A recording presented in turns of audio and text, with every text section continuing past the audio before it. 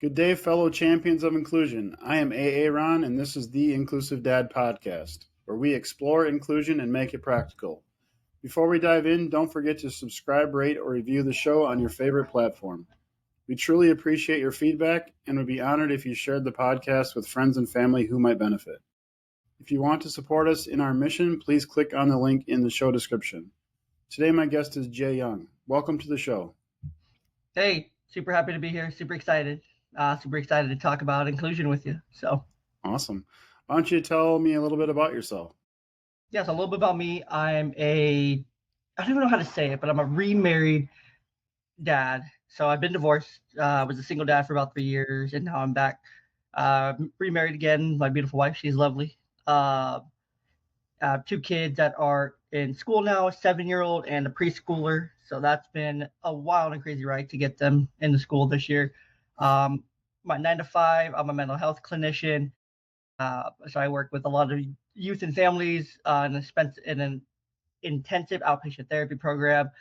Additionally, I volunteer at church in different youth groups as well. And I host the Young Dad podcast, which is currently working its way to becoming more than just a fatherhood podcast and kind of branching out into some different directions that I'm really passionate about as well. So outside of that, that's a little bit about me. The last 3 years, I've done some beat writing for the Tri-City Dust Devils, a high A affiliate of LA Angels. I'm a big baseball nerd.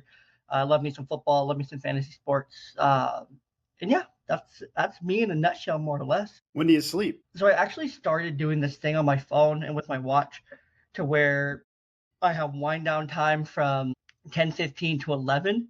And as long as I'm in bed and sleep by 11 and wake up by 6, I get a good 7 hours, which is kind of like my sweet spot. So from the hours of 11 p.m. to 6 a.m. There you go. That's awesome. And I was a guest on your show. We recorded it a little while ago, so before this airs, I'm sure the episode will be out. So I'll link to that in the show notes. But thanks for having me on your podcast too. Of course, man. It was a really good conversation. So I highly recommend the listeners go and listen to that. Not because I'm biased at all whatsoever. I feel like it's a really good conversation. We covered a lot of different topics. Yeah. Too many to even recall, but that should be out by the time this comes out as well. So yeah, awesome. So first question is, what is your definition of inclusion? My definition of inclusion, I've been thinking about this one since, it's in your questionnaire and stuff, but my definition of inclusion is really just having equal access to the same things that everyone else has, especially for our kids, right? When you think of inclusion, you normally think of like education, because that's been a big battle since forever, right? You go back to pre-World War II, you go back to Civil War era, you go back to the Civil War era. The whole point of that was because things were divided, things were segregated, and there wasn't enough inclusion and integration. And so you go back and you look at history, how this has just been a battle for the last 100 and plus years. And it's sad that we are still fighting this battle today, just in a different form. But basically, it's just everyone being equal, and kids especially having equal access to their opportunity, to their education, and being able to be just kids and free and have fun and get to know each other and not have any pre-implied bias or stereotypes that make them think one way or another about their peers, because kids don't see that stuff, right? Kids don't see color, kids don't see hate, kids learn hate. Kids don't see color, kids learn hate. They learn all these different things. They're all taught behaviors. While naturally, we don't see those things. They're not a big thing until they're taught, until they're pointed out. So just being equal to one another, everyone having the same access to the same opportunities. That's kind of my definition of inclusion. That's great. When you applied to be on the podcast, you identified yourself as a person with a disability. Do you want to go into that a little bit, or? Yeah, most definitely. So growing up, I still have it, obviously, but it affected me mostly when I was younger. So my disability is called Andersen-Tawil syndrome. Super rare. It's a mutation of one of your genomes, and it affects your muscle specifically. So it's a neuromuscular disorder. And so what it does, it affects your joints and your large muscle groups, to where the biggest part of it is something called periodic paralysis, to where your muscles just go really weak or you're unable to use them because they're feel like they're paralyzed and you can't move. So when I was a child, there was days where I literally couldn't get up out of my bed because I couldn't move my legs. I couldn't move my arms. There was days where I would be okay a little bit better, and I would go to school, but I would be falling up the stairs. Or when I tried to run, I would waddle. Or when I would try to do different things, I just couldn't do them the same way as other kids. Didn't run as fast. I didn't walk as fast. I walked a little bit different. I walked a little bit funny. And I'm also was a lot taller than my peers growing up. I grew really fast.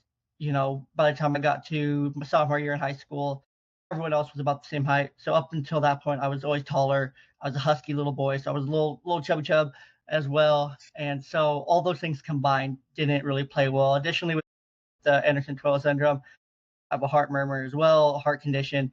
So I do have to be a little bit mindful of that. But as I've gotten older, as my muscles have gotten stronger, as I've taken more concentrated effort to learn about it, to get better, it's gotten better where I don't have attacks nearly as often. I maybe have one once a quarter to one every 3 to 6 months, and it lasts for maybe a day or two. And I'm just really stiff, really sore. It's hard to walk. It's hard to get up from chairs and whatnot. So I just have to be extremely mindful. There's no cure for it. It's genetic as well. So it runs in the male genome. So I get it from my dad. One of my brothers who's since passed away. He passed away a few years ago. He had it as well. His was a lot worse than mine. My dad's has gotten better as well with time, but his is also a bit worse than mine. So it's the same disease, it's the same mutation of the same gene, but the way it affects every individual is a little bit different. Okay.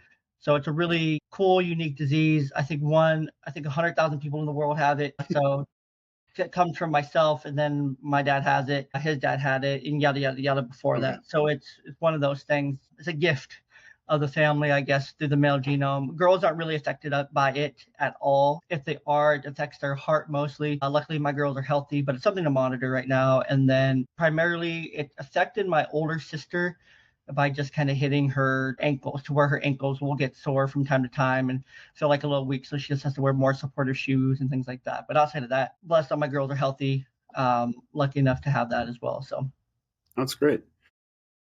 Thanks for sharing that. How did that affect you in school then?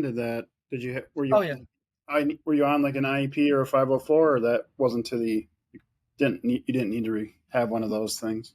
No, the way it affected me in school was I was bullied a lot because I ran different. I ran a lot slower. Like PE teachers and stuff just didn't understand, like, why are you so big, but you're not fast. You can't jump. You can't run as fast. You're not as strong kind of thing. Like, you should be this big, strong boy kind of thing. So I had these expectations I just couldn't meet, which sucked. And then I would just run and I would fall sometimes because my legs would just give out.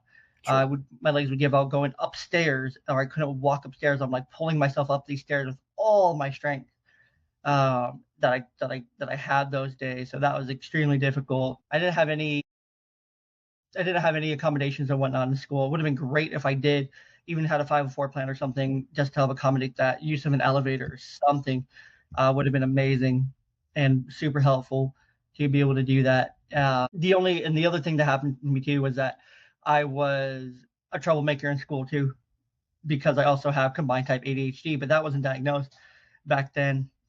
Late 90s, early 2000s. I just was labeled as like a little boy who was just extremely smart, extremely intelligent. I did my work super fast. I never struggled with work at all. The work demand of school was never a thing. I graduated high school with a 3.8 GPA, even more. I don't remember at this point, but I graduated extremely capable academically.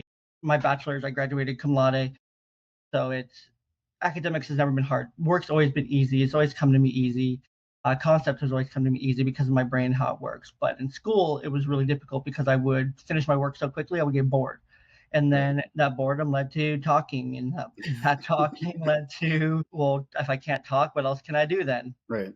And then so I would run through all the different things I could do. I'd read, play blocks, do all the different things, and everything was just boring so quickly. So that was something that was really hard. And then that would turn into trouble.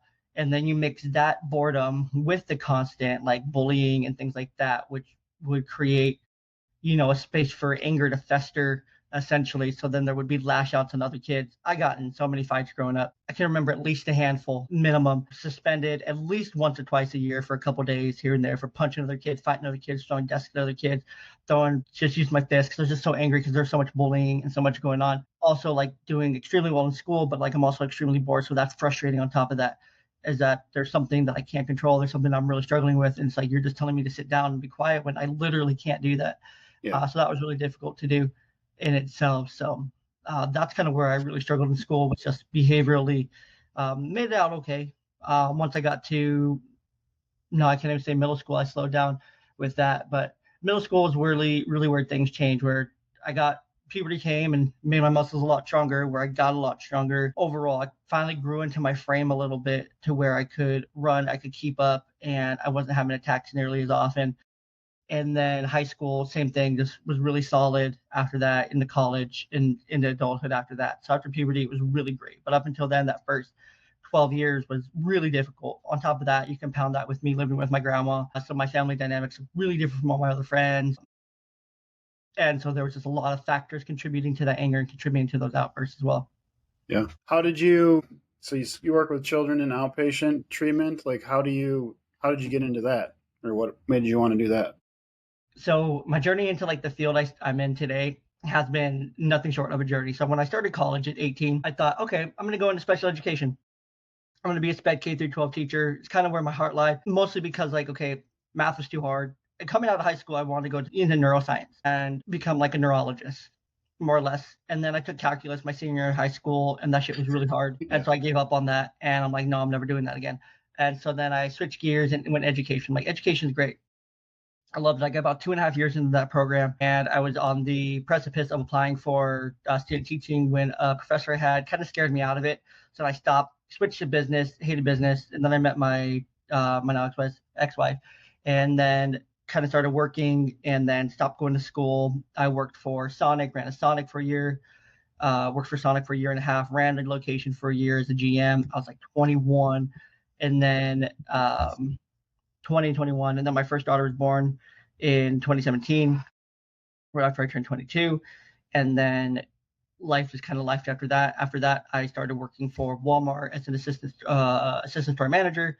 And then that was the next year and a half of my life, and then I worked for Pepsi for the next year after that, and then COVID happened, and then moved up here to Washington, and then started working for Lowe's, welcomed my second daughter, and then divorced in 2021. That's kind of when I started thinking, okay, I need to finish this degree of mine. It's been sitting there. It's unfinished. I want to finish things. I want to show my girls, at least one of their parents, went to college, finished college, and whatnot, because that's something important to me. I have a high value on education.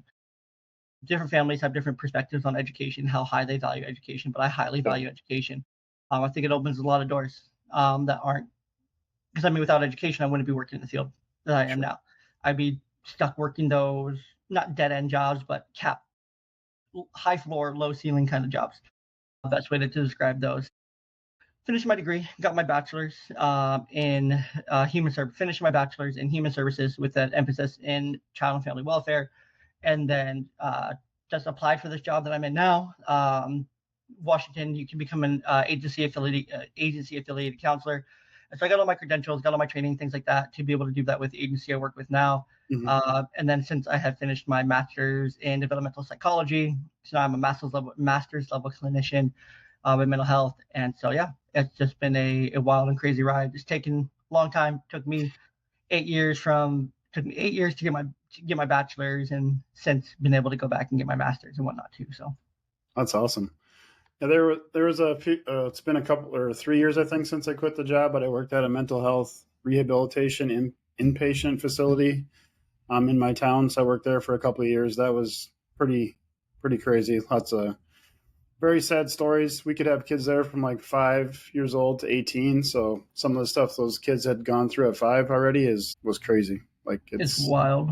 It's wild. So I understand some of that stuff, but yeah, how do you think like your experience in school affected like you wanting to help kids? Do you think that had an impact on it? No, I would say I've always really enjoyed it. I've always really enjoyed working with kids. Even going back to high school, like my first job was at a pool, lifeguarding and teaching swim lessons. So I've always had this like love for working with children, teaching children, in like a non-weird, creepy way. But there's always been this like desire to work with children, even, going into special education was something I really wanted to do, that I was really passionate about. As I've always had this feeling inside that I'm supposed to be working with youth and families in some capacity, whether that's teaching or obviously I found the right doors open. I walked through them and did the things I was supposed to do. So now I'm doing that work. So that's kind of how it transformed for me. into actually getting into this field to be able to work with youth and families, to be able to support them, walk their journeys with them, and go along for these different rides with them. Yeah, that's great. So I've done 2 TEDx talks. My most recent one I did in April. I talked about how we can use empathy to be more inclusive. How do you think we can use empathy to be more inclusive in the world? Well, I think as fathers, we need to teach our kids to have empathy. That's something that's very much lacking in our society today, is empathy. I don't think people understand what empathy is. Everyone wants to say, oh yeah, I have empathy. Oh yeah, I'm empathetic. You ask them to define it, they have no idea. And there's a big difference. I think people get empathy and sympathy confused very, very often and very easily. But empathy, the best way for me to describe it is being able to put yourself in that person's shoes and walk a mile. If you say, oh, I could do that, but you can only be like, oh yeah, well, that would be a really hard mile to walk. That's sympathy. But when you can actually put yourself in those shoes, walk that same path that they walk alongside them, or be able to have walked parts of that same path with them, that's empathy. Being able to be empathetic and put yourself in that situation to understand, man, that is actually really hard. That is actually something extremely difficult to go through. Yeah, I don't get it. Yeah, I don't understand it. Man, if I did that, I would feel this way. I'd feel this way. And it's like, yeah, man, I do feel that way. That is how I feel about it. That is what my life has been up to this point. And so that's what I think is empathy. And if we teach our kids how to have that empathy, how to have that understanding, how to not have any prejudice, I think is a huge part of it too, that goes into not to lack of empathy in today's society. Because again, hate is taught. Hate is 100% taught. You see pictures and videos all the time. I've seen it firsthand. When my daughter was in preschool, her best friend was this little African-American girl. Mm-hmm. They didn't see color. Right. They saw each other for who they are. Yep. They saw each other by name. They had friends. They were friends. That was it. You know, I'm biracial. My kids are biracial. My kids are mixed race. And so it's something that's really easy, not easier for me to understand, but it's something that I can see both sides of, to where this hate is 100% taught. Because I'm hated by one side, I'm also hated by one side of myself as well at the same time. And so it's, if we all just had a little bit more empathy, if we all took a real moment to put ourselves in each other's shoes, to try to mean like, yeah, man, that journey would be extremely hard.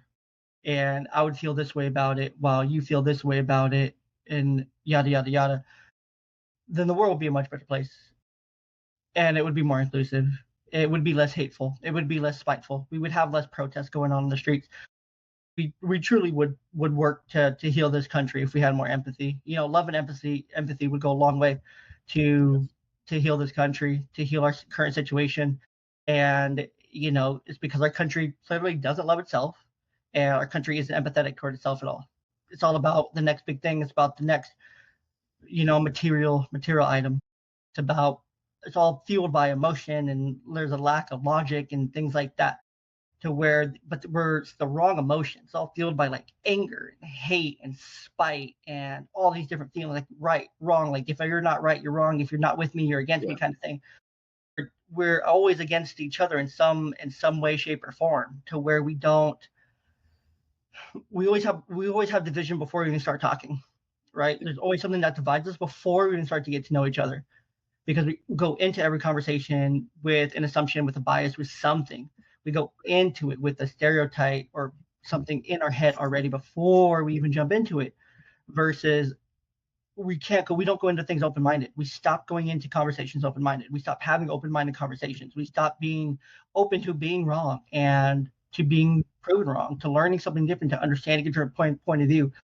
But if we could have a little bit of empathy, understand someone else's point of view, be willing to have an open conversation, then this conversation of inclusion wouldn't exist, because everything would be inclusive. Everything would be, every child would be included in what they do, in their education, in sports, in their different social clubs, in different social groups, kind of thing. So yeah, that's without inclusion, with inclusion and with some love and with some empathy, our country would be a completely different place. So yeah, absolutely. That's great. I mean, one of the things, I have a tattoo on my one arm, it says "Love thy neighbor," because to me that kind of sums it up for me. Just, I went to church a lot growing up, and just love your neighbor as yourself. If we all loved our neighbors like we're supposed to, the world would be fine. We wouldn't have any of the stuff that we have going on now. So it sounds simple. In practice, it's not as simple as it sounds, but it would do a lot of good for everybody. My next question, I just thought of it while you were talking, is we're both dads, and what I do is advocate for people with disabilities, my daughter for sure, and then others, to be the world to be more inclusive, to be better for her. A lot of the times when I go to things, meetings, classes, if I see another guy there, it's surprising. And why do you think dads, males, there aren't a lot of us in the field like that I work in, or maybe even kind of you work in? I would say because it's just, it doesn't pay the bills necessarily. It can, with the right set of needs and whatnot. But also, it's just because there's just not a lot of men involved with their kids, you know, just straight up. Like, there's just not enough men involved with their kids, with their families. And so that's a big problem in itself. Men can't be at the table if they're not involved in the picture whatsoever, if they're not even told about the meetings, if they're not told about what's going on. Like, they don't know when to show up if they're not told. I guarantee if more men were told about these things, then they could figure out a way to make it happen. A lot of men just don't feel like it's their place. They feel afraid to go there, afraid to be a part of it, because they know that they're going to be a minority, and no one wants to go and be a minority for any way, shape, or form, whether due to race, sex, gender, whatever. There's stigma around it. There's fear. There's feeling out of place. There's just not being invited to go. And then there's also the work barriers as well. But if it's your kid and you want to be there and you know about it, you should be making a concentrated effort to be there, to be a part of it. No ifs, ands, or buts. If you have enough notice, if you have a couple weeks, you can make arrangements. Don't use work as an excuse. Just go and show up, kind of thing. If the moms can do it and the women can do it, you can do it 100%. Right. There's no ifs, ands, or buts about it. If the other party can do it, you can do it too. So don't give me all that. Stop making excuses. So drop the excuses. Drop the oh, well, okay, so what? You're gonna be the only dude there. Great. If you're a single dad, great. Lucky you. Opportunity knocks, get off the dating apps and go meet someone at these meetings or at these events, kind of things. It'd be much better for you. I met my now wife. She was my daughter's preschool teacher. I'm unashamed to say that I bagged the preschool teacher. No shame in that whatsoever. But those organic connections, or maybe you'll meet another dad there. Maybe you'll meet your best friend for the next 20 years there. You guys will raise your kids together. You'll meet different parts of your village at these meetings, kind of things. Like, stop being so unwilling. Stop making excuses and go and just do it. Stop being a little baby back, and go and do the thing. Just go and do it, because it's not that hard. You take action every day in your life. There's plenty of reasons not to, but there's more reasons to go. There's more reasons to be involved, because then you become more informed. You want to be a high informed whatever you do. Be a high informed dad, be a highly informed advocate, be a highly informed whatever you're doing, right? So that you're highly informed. So when you're there, you feel like, okay, well, no matter what anyone says, I am, of course, going to listen to understand. There's a big difference between listening to understand and listening to respond. One's a brick, one's a sponge. The listening to understand is a sponge, to where people are pouring into you, you're absorbing it, and then you feel confident enough with your knowledge and whatnot to give a high level response, so that you feel like you're part of that place, that you belong. Versus you're just listening to respond, you're going to look like an idiot, and you're going to feel like, why did I even go, kind of thing. So for sure, those are the big differences there, and part of the reason why I think that's great.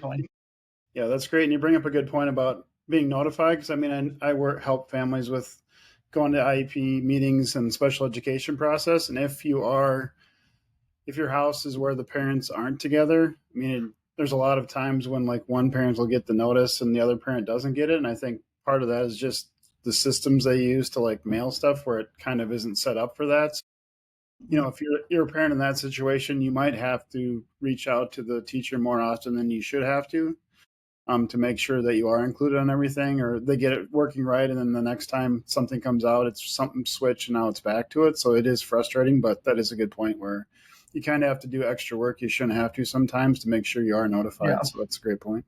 And just because you shouldn't have to do that work doesn't mean you shouldn't be doing it. Like, you still need to do it. Like, you still need to show up and be at that meetings. Yes, it's going to be uncomfortable to sit at the same table as your ex-wife, your ex-husband, or whatever, baby mama, baby daddy, whatever you want to call them. It's going to be uncomfortable sitting at those tables and being at those meetings in that room. But so what? Get over yourself. You're not there for them. You're not there for them. You're not there for yourself. You're not there to try to get back together to go hook up after the meeting, right? You're there for your child. You're there for your child to support them, because if they're spending time with you and they're spending time with the mother, then you guys both have valuable input that needs to be heard by both of you. Absolutely. So in no way, shape, or form should you be saying, "Oh, well, the kid spends most of their time over there, so she can be the one to go." No, you both need to go, because you have valuable insight. You have a voice that needs to be heard in this process too. So absolutely. Why did you start a podcast, and what is your podcast about, and what's your mission with it? Man, why I started a podcast. So why I started Young Dad Podcast was because I needed a creative outlet, more or less. I needed an outlet.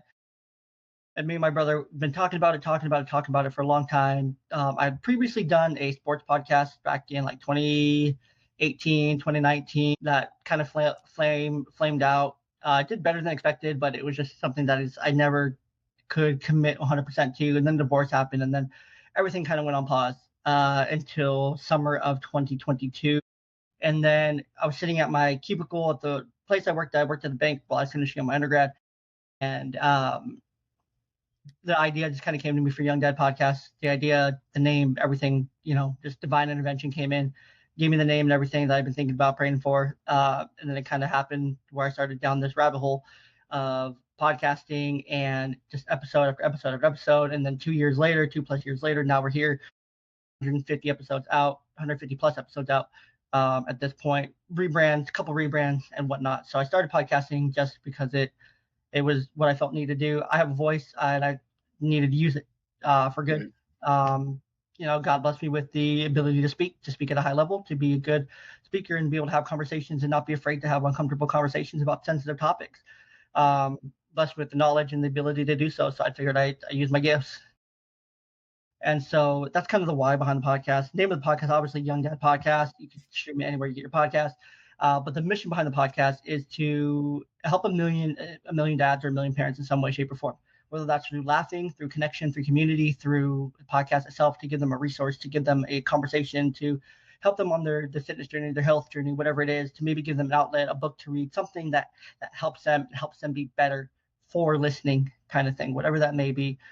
So that's the premise behind it. So that's the overall goal with it. That's awesome. And so whatever they need to get out of it, they find something to get out of it, and they're able to take that and they're able to apply that into their daily life, whether as a man, as a father, as a friend, as a husband, whatever it is, and they're able to apply that in some way, shape, or form that makes them better for it. So that's awesome. What is one tip you can share to help our listeners to be more inclusive today? Just something simple. You don't have to go to school for it. You don't have to spend money. Just something simple they can do today to be more inclusive. Check your bias. Check your bias at the door. One thing I recently had a conversation with, it's literally the name of a podcast episode, but it's the phrase is, you're not better than the people you shop at Walmart with. If you think you're better than the people you're shopping at Walmart with, you're wrong. You're all there. You're all at Walmart. You're all shopping. You're all doing the same thing. You're not better than them. They're all humans. We're all shopping at Walmart because we need to shop at Walmart. It is what it is. And so that would be my one thing. You know that you're not better than the people you shop at Walmart with, and check your bias at the door. Because when you can do that, and you can just truly see the people you're shopping at Walmart with as a friend versus foe, maybe they're Republican, maybe they're Democrat, maybe they're black, maybe they're white, maybe they're gay, maybe they're straight, who knows, right?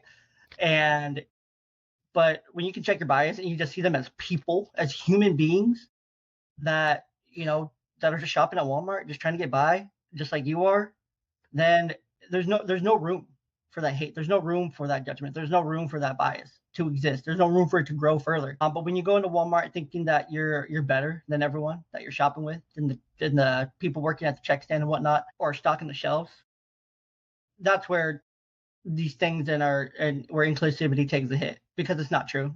You're not better than these people. Yeah. You're not anything different. You're not higher, holier than thou, or anything like that. So just check your bias, and just remember, you're not better than the people you shop at Walmart with. You're not better than the people you're side by side next to in these same stores, kind of thing. No one's made more than another person. We're all created in the same image of the same God, and we're all created the same. We're all created equal. So that's great. Ready for the last question? Let's do it. Do you like spam? Yes or no? So spam. So I lived in Hawaii for a couple years. Yep. Love spam in all its variations. Spam musubi from Hawaii from 7-Eleven. Nothing beats it. Nothing beats a spam musubi from 7-Eleven. I do still enjoy spam. I enjoy it in limited amounts, limited fashion. I have some poor memories with spam, but since I've healed from those, my stomach's healed from those. But I do enjoy spam. I do like spam. It's something I eat within moderation, of course. Yeah. Yeah, the reason I asked that question is I live in Austin, Minnesota, where Hormel's from. So here's the Spam Museum. That's where they make it. So I've been polling every guest, and it's like 50-50. It's pretty close. I used to pull and keep detailed track of it. I would have to spend so much time to go back and do that research, but I used to pull everyone on my podcast if pineapple goes on pizza or not. Okay. And it's a pretty dead heat. I want to say it's probably like a 55-45 for no and 45 for yes. So isn't that also, don't they call that Hawaiian pizza? Allegedly. It's not Hawaiian. It's not Hawaiian. It's not what people eat there. So yeah. Where's the best place for everyone to connect with you? Best place everyone to connect with me is on the probably Instagram, Threads, Meta Properties, at Young Dad Pod. It's the same branding across all the social media. So YouTube, Instagram, Facebook, Twitter, Threads, all the places. Sorry, X, not Twitter. You can also find me at the new revamped website, youngdadpod.com. It's super great. It's been a fun rebrand to get that up and running there. Youngdadpod.com. You'll find all the social medias. You'll find the link to Patreon. You'll find all the links to all the social medias on the homepage. You'll find the blog. You'll find the resources page, which is brand new. The resources page is great. You can find the full transcript of every episode. Additionally, show notes that go accompany it will have different links and different appropriate things that the guests may have talked about. And then additionally, you'll find our sponsor page as well, where you can find more of the deals and brands that I work with at the Young Dad Pod. And then, of course, I think that's all the pages for the website. So it's a pretty simple website, pretty easy, quick, easy to navigate. The blog and whatnot. So it's a pretty fun way to keep up with the podcast there. Youngdadpod.com. That's awesome. Thanks for being on my show today. Of course, man. Happy to do it. Happy to be here. To all of you listening, thank you for joining us on this episode of the Inclusive Dad Podcast. If you enjoyed today's conversation, please subscribe, rate, or review the show. Your feedback helps us connect with more champions of inclusion. Remember to share this podcast with friends and family who might benefit. If you want to support us in our mission, please click on the link in the show description. Together, we can make the world more inclusive. Until next time, stay empowered and be a champion of inclusion.